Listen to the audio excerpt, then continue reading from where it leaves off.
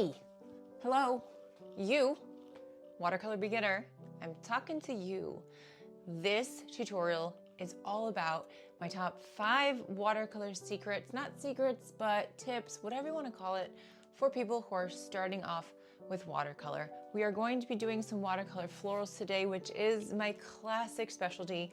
We're also going to talk about things like how to do a little bit of this color value, the study, knowing how to use it so that you can do light, medium, dark to get those beautiful floral shadows. I want you to feel confident. I want you to feel excited about watercolor 2025. Also, guys, I'm so excited to let you know that my watercolor florals course has launched this week, and tonight is the last day that registration is open for a while. So if you're interested in that, the link is down below. Click on it if you're wanting to start your new watercolor journey, continue your watercolor journey. Maybe you are well seasoned in watercolor, but florals are not something you've studied before. I want to invite you guys to sign up for the course, and it's all about self-care as well, because I'm a mental health therapist, mixing the two together to let go of perfect in your art. Okay guys, let's go ahead and get painting, and I'm excited to share those 5 tips with you right now. Are you ready? Let's go. I am so excited to paint this with you guys today because we are doing the watercolor composition, but we're also going to talk about those beginner tips, and I hope that they can just help you to feel more confident. So I've got my supplies here. I've got my watercolor paints. I'm going to spray them down. You want to spray them down to activate them. You don't have to clean your palette. You just use it over and over, spray them down, and they'll be ready to get all nice and liquidy and ready to put on paper. Now, you can have a palette like this, or you can have a palette like this, where you just buy it. It has the paints already in there. You don't have to squeeze the paints onto a palette like this. Now, I want to start with my first tip for just making things simple as a beginner. So start small. I have some papers here that are on the smaller side. Now, I tend to, reaching over for my sketchbook, like, like a book kind of like this. This is an 8x10. I love a 9x13 size as well, which is very common for me to use. But today we've got some smaller papers. We're going to use both of them today. So this one is a 7x5.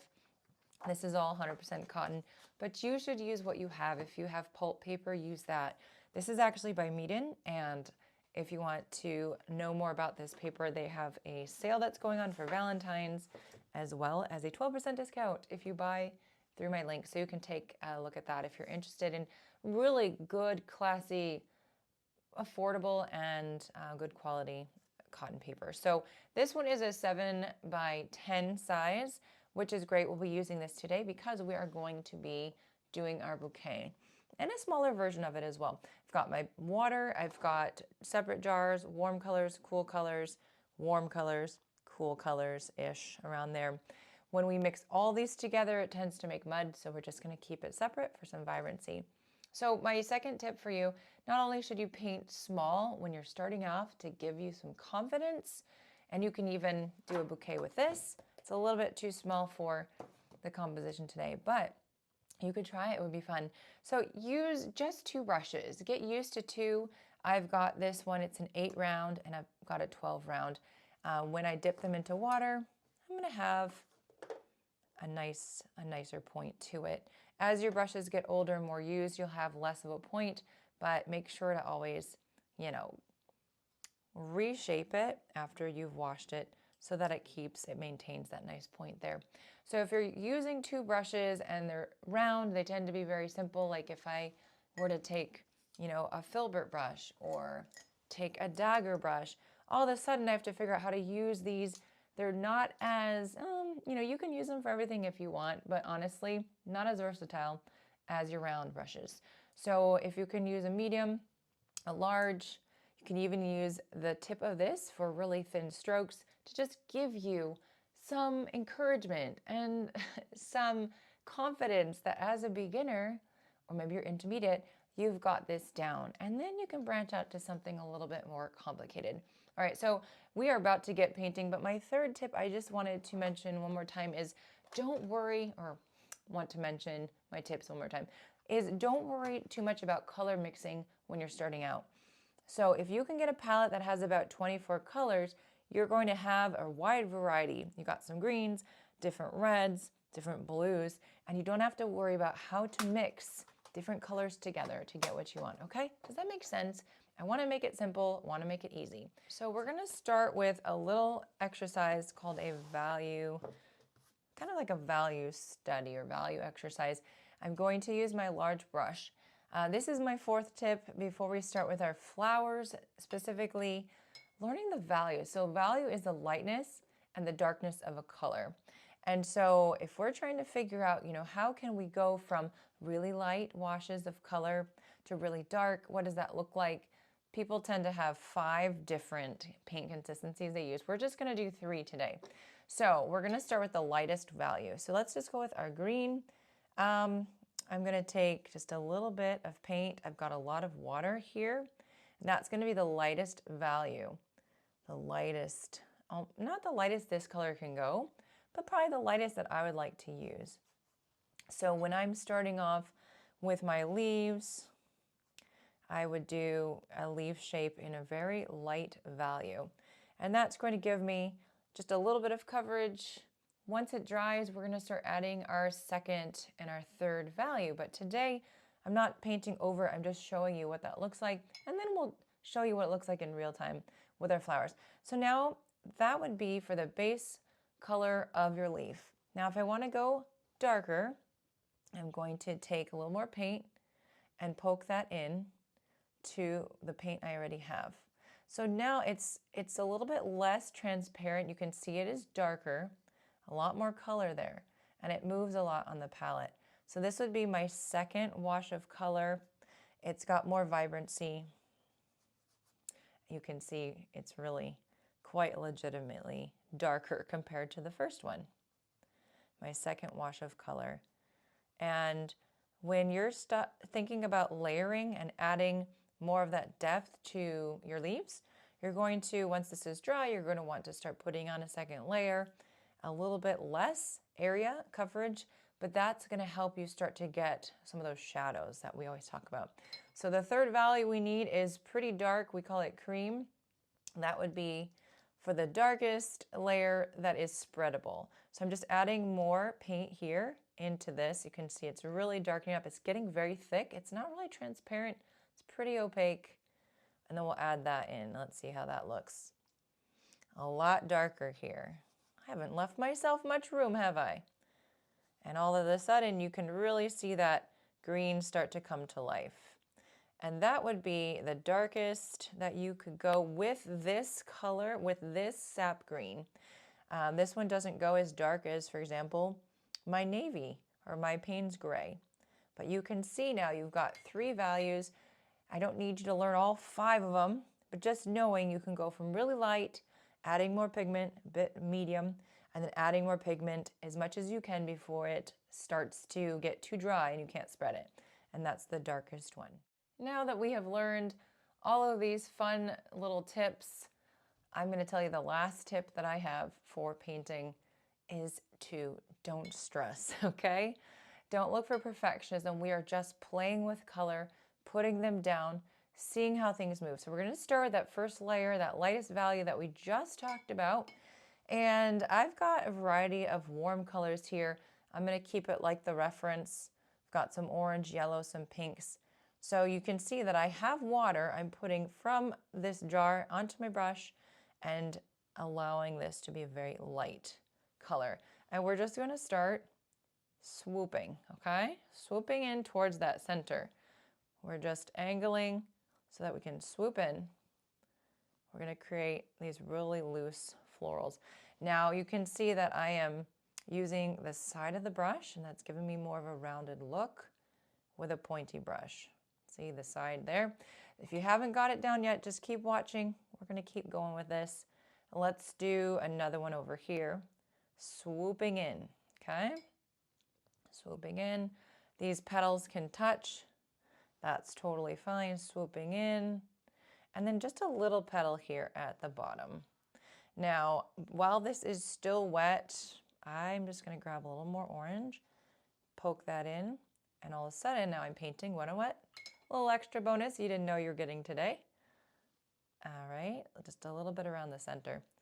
Let's keep going with this. Let's start with some pink. So I'm swirling my brush, putting it onto my palette here. And then same type of thing, swooping in, using the side of the brush. Otherwise, you're going to get more of a pointed petal. Swooping in. Sometimes I dip in the water, swipe off, and I swoop in some more, okay? We've got some little florals there. You can augment them if you feel like they're too pointy. Just go over it again. Very simple. I keep dipping into the wrong jar. It's all good. A little bit more pink paint. Just popping that in, allowing that to spread wet on wet. We're going to keep going with this, you guys. We're going to do some side-facing blooms, grabbing some more orange, that very light color. You can go darker if you'd like. It's really up to you, of course. This is your painting. Remember, we're not stressing, okay? Orange right here, swooping in, swooping, swooping around. Okay. I'm actually going to mix some of that pink and orange together and see a little bit of a marriage here between the two. We're going to do some swooping over here. It's a little awkward here because now we're pointing downwards, but guess what? You can always do this if it's easier for you, okay? There's nothing wrong with flipping your paper over. Let's just do it. This is beginner friendly. We want to be beginner stressed. We don't want to be. Did I just say we want to be? Oh my goodness, I hope not. Swoop around, swoop, swoop, swoop, swoop, and swoop. Let the colors blend and bleed, all those things. Love dipping into the wrong water. It's okay though. It's not wrong. It's just not the one I was expecting to do, right? All right, a few more over here. How's it going? How are you feeling? I hope you can take a deep breath. If you're feeling stressed in any way, a little bit more orange. I don't want you to feel stressed out because this is just fun. Just practice. I want to let you guys know too, if you're watching this on Sunday, my watercolor florals course has actually been launching this whole week. Today is the last day to sign up. So if you're interested and you're wanting to take your floral watercolor journey a step further, my course is open for registration. You can click the link below. I don't open it all the time, and so it's fun to take advantage when registration is open. And it's all my watercolor floral secrets and tips and everything that I've learned over the years, and I want to share with you guys. But the big thing is, because I'm a therapist, it also has a lot of self-care tips and things that you can do to relax, remind yourself this is not a big deal, it's just a painting, and just kind of go through it, enjoying the journey as you're painting, not stressing about the end result and all those things. I'm going to switch to, well, no, I'm not going to switch. I'm going to keep my 12 round, and I'm going to do the vase now. We're just going to do it a lot more simple than it could be. Just a little kind of a rectangle, kind of a roundy rectangle. So I'm grabbing some really dark paint, and I'm going to just start outlining that little sketchy lines, okay? And then come back around over here. And then clean off your brush, dab it on your paper towel, and then start to spread this paint, okay? Haven't decided if I'm going to keep it open, like where you can see the stems, or if I'm going to paint it all the same, like a blue color. But I'm just painting this in carefully with water, just to spread the color. I really like how that looks. I might keep it pretty clear, okay? All right, so now I'm going to just take my brush. I've rinsed it off, very little water, or just very little paint, I guess. I'm just gonna spread this out, take a little bit more paint, spread it in the water for just like whether it's a tabletop or whatnot, it's not floating in the air, okay? A little bit more paint.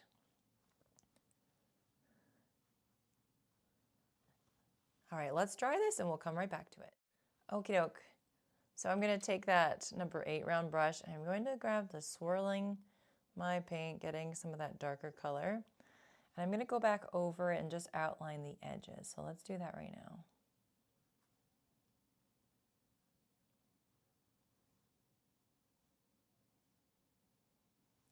It's okay if it's wonky.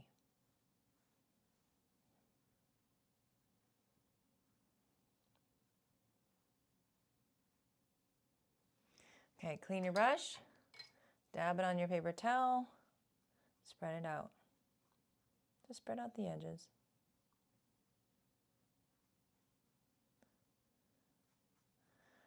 More water. More spreading. We're just gonna let that sit and dry, adding a little bit more definition, you know, maybe some shadows. I don't know. I'm not naming it. It's just chilling there. Spread that out a little bit. Just wanted some more lines, some texture in the painting. So now these are dry. We're gonna go with our second layer. So remember, we already worked on that.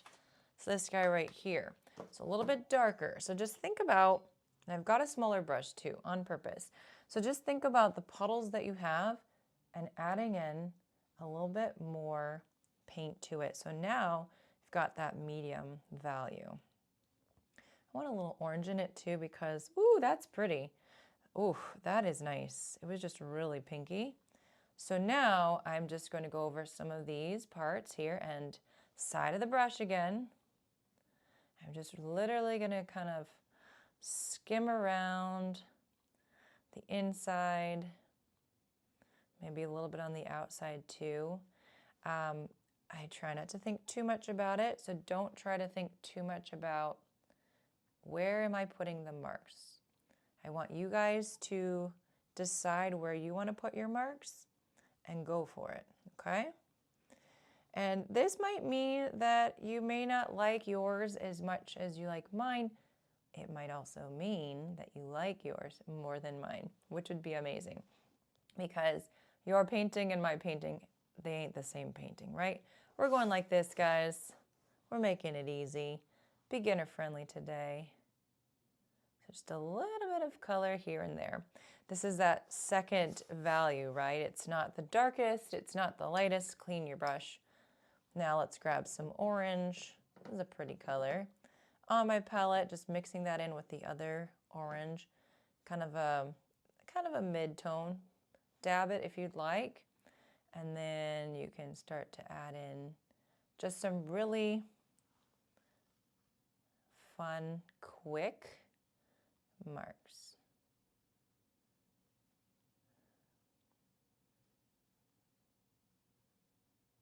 I work fast so that I don't have to overthink. If I overthink, I don't necessarily love what I'm doing. I start to think too much, and then instead of creating intuitively, which is what I'm trying to do, I start to get hung up on the details. And that just takes away the creative momentum that I have going. All right, I've got some pinkish red here. I'm going to utilize this one now. And you know, this is not the darkest one, so I'm just like, you know, kind of going through and putting that on quickly. We're going to do the darker later, of course. Remember, the biggest details, the tiniest details, I guess, the most, like the ones that will stand out the most, will be that last layer. And it will help to kind of cover up anything that you feel may not be what you love. So let's go ahead and dry this. Actually, you know what? We're gonna do our stems. Let's do our stems first. So grabbing some beautiful green paint, I'm just going to start putting some little lines in here. Boop, like that. I like to curve them. I like them to have movement. It gives a little bit of personality. And then if we think, okay, we have 1, 2, 3, 4, 5, 6, 7, 8, 9, 10 flowers, we're going to, you know, have some stems sticking out here and there, right? 2, 3, 4, 5, 6, 7, 8, 9, 10. And there's some in there too. They're just kind of everywhere, right? Okay, something like that. So let's dry this and then we'll come back to the next layer. All right, last layer of the bright colors. This is where I go a lot darker than I did before. So grabbing some of that paint, remember it's that kind of that creamy consistency here before you can't really spread it. So we kind of dab so you can get more details. And now I'm just going in around the center of the flower. I like to just do a few little marks here and there over that medium mark that I did, okay? So I'm not trying to cover over everything, just getting a little more detail. Now you don't have to do, 3 different layers of color, but this is just to give you an idea of how that would be done, how you achieve it, and hopefully making it easier for you. So sometimes I like to go over and just do some dashes and dots and just outline some of the petals on the outside like this. Just think random. Think random, and remember, if you paint something that you don't like, you can always do it differently next time. So I've got some yellow ochre here. I'm just adding in to darken up my yellow a little bit. And then again, I don't really see a difference. Let's add a little orange in there. A little orange and yellow. It's hard to see the difference. More orange, more orange. All right, I see a little bit there. We're just trying to do some layering, and hopefully, this is feeling beginner friendly and you're feeling like maybe you're doing something new you haven't done yet. I just want you guys to experience that satisfaction of making with your own hands, making something, and being proud of it. This beautiful alizarin crimson is pretty dark. See, I'm scrubbing, not adding more water, just having lots of paint. I'm dabbing my brush or I'm going to get blobs and puddles of things. So quick little motions. You can see how this is starting to fancy up your flowers, the centers, and add as much or as little as you want, but taking note that we're not covering up, that first layer, and not so much of the second either. Every time we add a darker layer, we add in less. Hopefully that makes sense to you. Yeah, just a little bit of layering.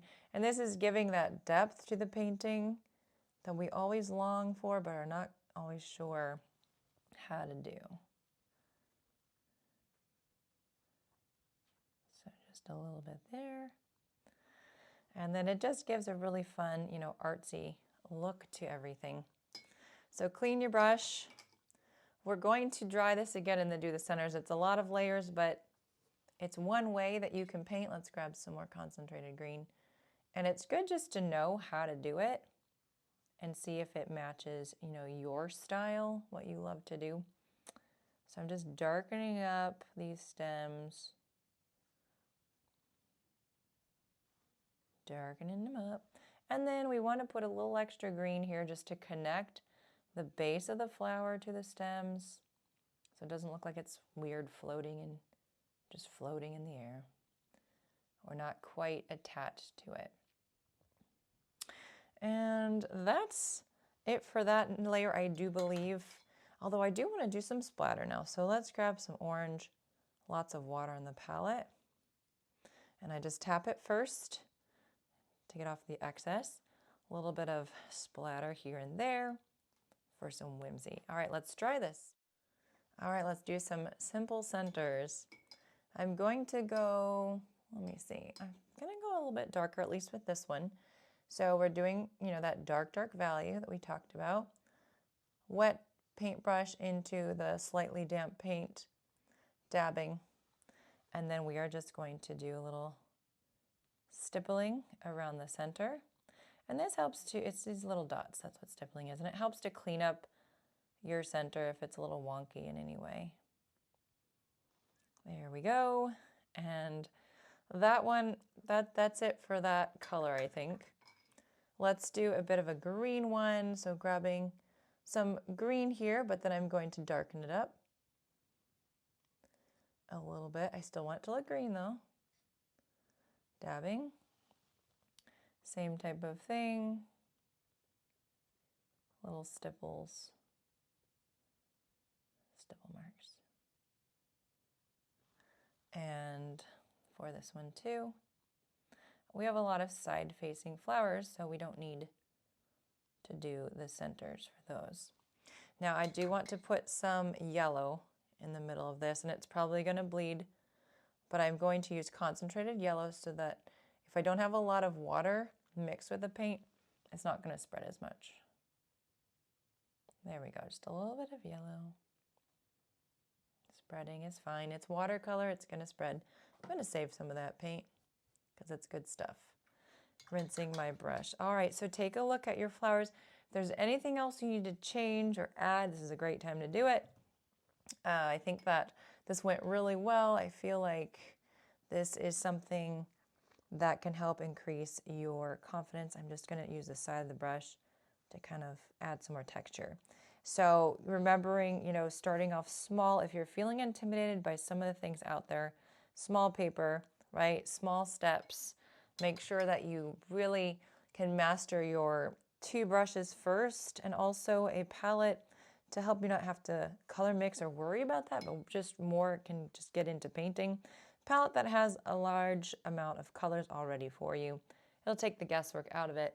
And then learning your values, make sure to go over those so that you can add them to something like this as well. And don't stress, you guys. No perfectionism in this. I hope this was fun and you enjoyed your experience.